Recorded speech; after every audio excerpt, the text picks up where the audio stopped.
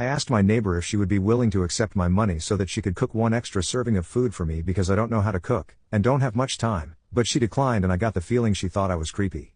And I'm just wondering if I was or not. I'm a 31-year-old single guy who lives alone in an apartment complex. I've lived there for 6 years. My neighbor across the hall, a woman around my age or a little younger, I actually don't know her first name but I'll call her Katie, lives across the hall from me diagonally and has for about 2 years. We exchange hellos but aren't friendly, which is how it is with most of my neighbors.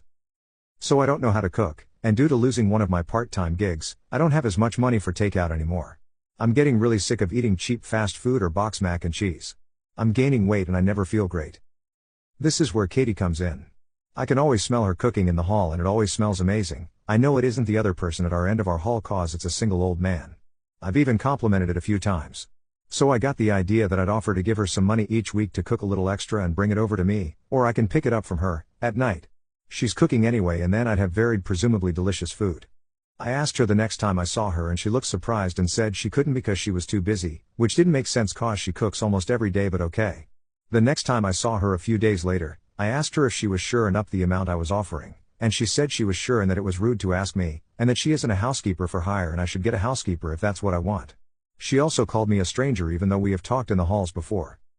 Overall she made me feel like a big jerk and really embarrassed for even asking her, and a little mad because she was acting like I was being creepy. I wasn't, trust me, she isn't my type.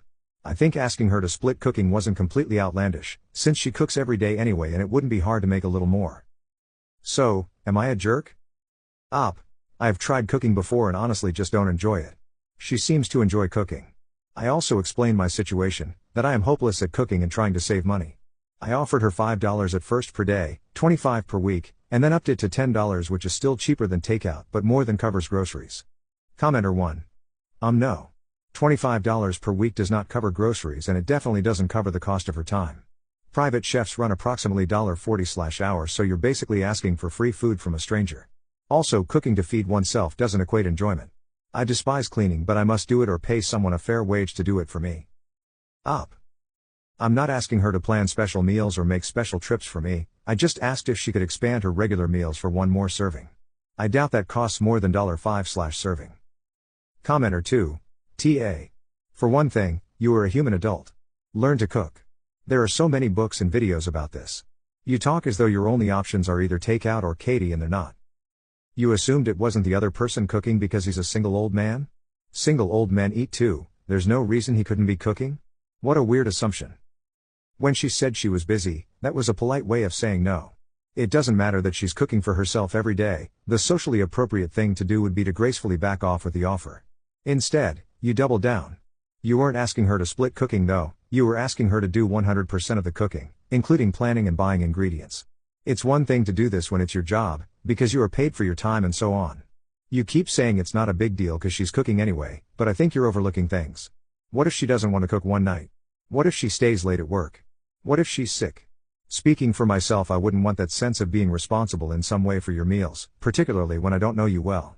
Also, you can be creepy even if you're not into someone, you know. Being creepy is about not respecting boundaries, which is exactly what you did when you pushed the issue after she'd already declined. Making sure you told us that she isn't your type makes you sound like a jerk. I've talked to her before and complimented her cooking smells, so I know it's her. I've lived here a long time and so has the old guy and the cooking didn't start till after she moved in. Edit. People keep assuming I'm sexist because I didn't think it was the old man who lives on our hall cooking. It's not an assumption for me. He and I have lived across from each other for 6 years. The cooking smells didn't start till she moved in, and I've talked to her about how good her cooking smells before. Edit. Okay. It is abundantly clear that I was the jerk and asking her was inappropriate and, as much as I hate to admit it, creepy.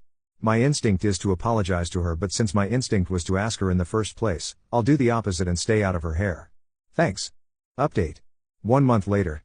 I knew when I saw this thread with my real account that I would be mentioned. That thread was a real wake-up call for me about what a weirdo I was being. I ended up apologizing to my neighbor, whose name I now know, and telling her I didn't realize how inappropriate my question was. She accepted the apology and we still nod and smile in the hallway when we see each other. I will say that I talked to my old man neighbor yesterday and he told me that she left him a tray of fudge over the weekend for the holidays, and I received no such fudge, so I know there is lingering weirdness from my ask. And I totally understand it and do not feel that I deserve fudge. So, thanks again for everyone for pointing out how weird and entitled I was acting. It did help, even the mean comments, because seeing the strong reactions people had to what I did made me realize there was no wiggle room for me to not be a jerk.